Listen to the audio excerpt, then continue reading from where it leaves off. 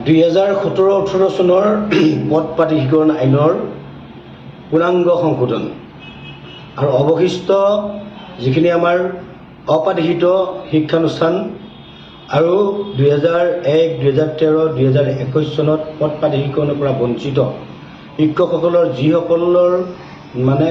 যিসকলে এতিয়াও কাম কৰি আছে, এই আটাইবিলাকৰে এটা প্ৰত্যাশিত এটা আমাৰ সাংঘাতিক এটা প্ৰত্যাশা এইটো হ'ল যে এই আইনখন সংশোধন হ'ব, পূৰ্ণাংগ সংশোধন হ'ব আৰু মাননীয় মুখ্যমন্ত্ৰী মহোদয়ৰ নেতৃত্বত, মাননীয় শিক্ষামন্ত্ৰী মহোদয়ৰ নেতৃত্বত আমাৰ অৱশিষ্ট যিখিনি শিক্ষানুষ্ঠান 1-1-6 আগত প্ৰতিষ্ঠা হোৱা, মুখ্যমন্ত্ৰী কোৱা ধৰণে যিকোনো এখন চৰকাৰৰ লগত কাৰেছপণ্ডেঞ্চ থকা যিকোনো এখন নথিপত্ৰক মান্যতা দি শিক্ষানুষ্ঠানখনক প্ৰাধিকৰণ কৰাৰ যিটো খবৰ, এই খবৰটোৱে আমাৰ গোটেই অপাধিকৃত শিক্ষক সমাজখনৰ মাজত যেনেদৰে এটা আনন্দ বা ফূৰ্তি এটা আনি দিছিল, ঠিক তেনেদৰে এটা নিৰানন্দ আৰু হতাশগ্ৰস্ততাও আনি দিছে যেতিয়া বিধানসভাত মাননীয় শিক্ষামন্ত্ৰী মহোদয়ে অসংশোধিত অৰ্থাৎ 17-18 আইনখনকে অকণমান দুই এটা সংশোধন আনি যেতিয়া বিধানসভাত উপস্থাপন কৰে, তেতিয়াই আমি যিমান আমাৰ আনন্দ লাগিছিল সিমান আমাক নিৰানন্দ আৰু হতাশগ্ৰস্ততাই আমাৰ গোটেই শিক্ষকসকলক বেৰি পেলাইছে। তেতিয়া কথাটো হ'ল আমি নিৰন্তৰে শিক্ষা বিভাগৰ লগত যোগাযোগ ৰাখিছোঁ, মন্ত্ৰী মহোদয়ৰ লগত যোগাযোগ ৰাখিছোঁ। আমি আশা কৰিছোঁ মাননীয় মুখ্যমন্ত্ৰী মহোদয়ে বৰাকত কৈ দিলে যে 13-14 ডাইজ ধৰা হ'ব। শিক্ষামন্ত্ৰী মহোদয়ে সদনত ক'লে যে নিযুক্তিৰ কথাটো আমি অকণমান বিবেচনা কৰিম, আইন তাৰিখটো আমি অকণমান পিছুৱাই দিব পাৰি নেকি, আমি যত্ন কৰিম বুলি তেওঁ তাতে বিধানসভাত কথা দিলে। কিন্তু আইনখন আচলতে বিধানসভাতে কিয় সংশোধন নহ'ল, যিটো কথা আমি 5 বছৰ আমি শিক্ষামন্ত্ৰী মহোদয়ৰ লগত আলোচনা কৰোঁতে এইকেইটা বিষয়ে যে ইউডাইজটো সলনি হ'ব লাগিব, শিক্ষকৰ নিযুক্তি সলনি হ'ব লাগিব, ছাত্ৰ ছাত্ৰীৰ যিটো পৰিসংখ্যাৰ এটা ক্ৰাইটেৰিয়া আছে এইটো সলনি হ'ব লাগিব, ড্ৰপ শিক্ষকসকলৰ ক্ষেত্ৰত অলপ নমনীয় হৈ তেখেতসকলৰ যিসকলে এতিয়াও কাম কৰি আছে 2013 বা 2001 চনৰ পৰা বা 2021 চনৰ পৰা এতিয়াও শিক্ষানুষ্ঠানখনত শিক্ষাদান কৰি আছে বা শিক্ষাদান যিটো কাৰ্য ইয়াত ভৰ্তি হৈ আছে, তেওঁলোকক প্ৰাধিকৰণৰ আওতাত ল'ব লাগে। এইখিনি কথাকে আমি 5 বছৰ শিক্ষামন্ত্ৰী মহোদয়ৰ লগত আলোচনা কৰাৰ পিছতো কিয় এখন সংশোধিত বিধেয়ক আমাৰ বিধানসভালৈ নাহিল, এই কথাটোৱে কিন্তু আমাক কিছুমান আমাৰ মনলৈ কিছুমান কৌতূহল আনি দিছে। যিয়েই নহওক আমি অত্যন্ত আশাবাদী। সদৌ অসম অপাধিকৃত শিক্ষক কৰ্মচাৰী সংস্থাই দীৰ্ঘদিন এই দাবীবিলাকক লৈ আমি আন্দোলন প্ৰতিবাদ ধৰ্ণা কৰি আছোঁ যদিও যোৱা জানুৱাৰী মাহৰ পৰা আমি কমপ্লিট আন্দোলন প্ৰতিবাদী কোনো কাৰ্যসূচী কৰা নাই। যেতিয়াই মুখ্যমন্ত্ৰী মহোদয়ে প্ৰাদেশিকৰণৰ যিটো বিষয়টো তেখেতে প্ৰাদেশিকৰণ কৰাৰ দিশত আগবঢ়াই লৈ যোৱাৰ কথাটো ঘোষণা কৰিছিল। আমি আশা কৰিছোঁ তেখেতৰ শাসনকালতে, অৰ্থাৎ বৰ্তমান যিখন বিজেপি চৰকাৰ, এই বিজেপি চৰকাৰখনৰ যিটো শাসনৰ কাৰ্যকাল, এই কাৰ্যকালৰ ভিতৰতে আমাক প্ৰাদেশিকৰণ কৰিব বুলি আমি বিৰাট আশাৰে বাট চাই আছোঁ।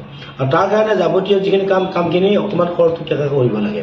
এতিয়া সময় নাই, এতিয়া ডিচেম্বৰ মাহ পৰিল, জানুৱাৰী আৰু ফেব্ৰুৱাৰী যদি এতিয়া মই ভাবিছোঁ, আমি এটা ধাৰণা কৰিছোঁ যে তেওঁলোকে আচলতে এই বিষয়টো দমোজাত পেলাই ৰখাৰ ষড়যন্ত্ৰ কৰিয়ে খুব সম্ভৱতঃ যোৱা বিধানসভাৰ অধিৱেশনত আইনখনৰ পূৰ্ণাংগ সংশোধনীৰ ব্যৱস্থাটো নকৰি এতিয়া আকৌ মুখ্যমন্ত্ৰী মহোদয়ে কৈছে 13-14 ডাইজ ধৰিম, শিক্ষামন্ত্ৰীয়ে কৈছে অকণমান নমনীয় কৰিম, আকৌ আলোচনা কৰিম। এই কথাবিলাকে এটা কথা কিন্তু প্ৰতিপন্ন কৰে যে তেওঁলোকে এইকেইদিনৰ ভিতৰত আমাৰ কামখিনি সমাধান কৰাৰ পক্ষপাতি নহয়। আৰু নহয় কাৰণে যিকোনো প্ৰকাৰে যিকোনো ষড়যন্ত্ৰমূলকভাৱে, এইটো ষড়যন্ত্ৰ বুলিয়ে ক'ম, ষড়যন্ত্ৰমূলকভাৱে এনেকুৱা দেখাইছে যেন মাননীয় মুখ্যমন্ত্ৰী আৰু মাননীয় শিক্ষামন্ত্ৰী মহোদয়ৰ মাজত কোনো বুজাবুজি নাই আৰু বুজাবুজি নোহোৱাকৈ আইনখনৰ সংশোধনী বিধেয়কখন বিধানসভালৈ লৈ আহিছে। মই নাভাবোঁ এইটো কথা এওঁলোকৰ মাজত কিবা এটা আলোচনা হৈছে কেবিনেটত, আৰু আলোচনা হৈ বিষয়টো আকৌ ফেব্ৰুৱাৰীৰ অধিৱেশনলৈকে পিছুৱাই নিয়াৰ কাৰণে তেওঁলোকে এটা ষড়যন্ত্ৰ কৰিছে।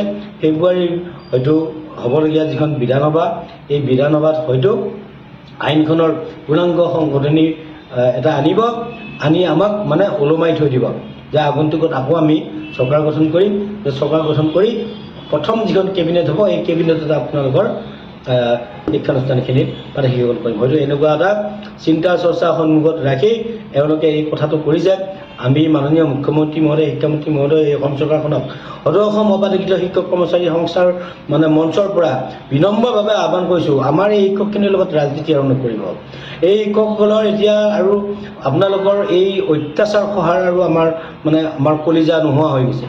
আমাক ন্যায় দিয়ক, আমাক ন্যায় দিয়ক। যিহেতু আপুনি ইতিমধ্যে ঘোষণা কৰিছে প্ৰাদেশিকীকৰণ কৰিব, 6 চনৰ আগত প্ৰতিষ্ঠা বুলি চৰকাৰৰ লগত কাৰেঞ্চপণ্ডেঞ্চ থকা যিকোনো এখন কাগজক শিক্ষানুষ্ঠানখন আওতাত লওক আৰু শিক্ষকসকলক, যিসকল শিক্ষক কৰ্মচাৰী এতিয়াও কাম কৰি আছে, কোনো নিৰ্দিষ্ট তাৰিখ একো নচকাতে যদি ইউডাইচত নাম আছে, তেওঁ যদি শিক্ষকতা কৰি আছে, তাৰ তথ্যখিনি লৈ কোনো নিৰ্দিষ্টকৈ 10 চন লাগিব, 31/12/2010 চন, 9-10-22 এইবিলাক বাদ দি ইউডাইচ ৰানিং হৈ থকা যিবিলাক শিক্ষানুষ্ঠানে ইউডাইচত থকা ছাত্ৰ ছাত্ৰীৰ আপাৰ আইডি মিনিমাম 20% কৰিছে, এই আটাইবিলাক শিক্ষানুষ্ঠানক পাৰিশীকৰণ কৰাৰ ব্যৱস্থা কৰক। কলেজখিনিকো কৰক। ইয়াৰে বঞ্চিত কলেজত থকা 4 নম্বৰৰ পোষ্টৰ শিক্ষকে হওক বা ME স্কুলৰ হিন্দী শিক্ষকে হওক, এই সকলোবিলাকক ন্যায় দিয়ক আমাক, আৰু মানসিকভাৱে হওক বা অন্য ধৰণে হওক আৰু আপোনালোকে অত্যাচাৰ নকৰিব। এইটো আমি পুনৰ আহ্বান জনালোঁ। আমাৰ আৰু আন্দোলন কৰাৰো শক্তি নাই। শিক্ষকসকলে কিমান আন্দোলন কৰিব? নিজৰ হাঁহ কুকুৰা বিক্ৰী কৰি আহি বা ভঁৰালৰ পৰা অকণমান ধান বিক্ৰী কৰি আন্দোলনলৈ আহে শিক্ষকবিলাক। আপোনালোকৰ অকণমান বেয়া নালাগেনে? আমাৰ শিক্ষকবিলাকৰ মুখৰ ফালে চাবচোন বাৰু, কিমান একদম সমাজৰ আটাইতকৈ একদম তৃতীয় শ্ৰেণী বা চতুৰ্থ শ্ৰেণীৰ যিসকল ব্যক্তি আছে, তাতকৈও আমাৰ যিটো লাইন, এইটো লাইন তলত গৈছে। আৰ্থিক অৱস্থাত আৰ্থিকভাৱে ইমান দুৰ্বল শিক্ষকসকল। আমাৰ মুখবিলাক চালে আপোনালোকে গম পায়। যে অকণমান সদয় হওক আৰু আমাক ন্যায় দিয়ক। আমি আগতেও কৈছোঁ যে আমাৰ আন্দোলন, প্ৰতিবাদ, ধৰ্ণা কাৰ্যসূচী আমাৰ লক্ষ্য উদ্দেশ্য নহয়, প্ৰাদেশিকৰণ আমাক কৰক।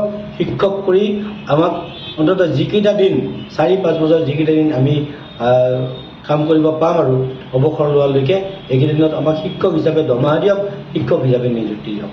ধন্যবাদ।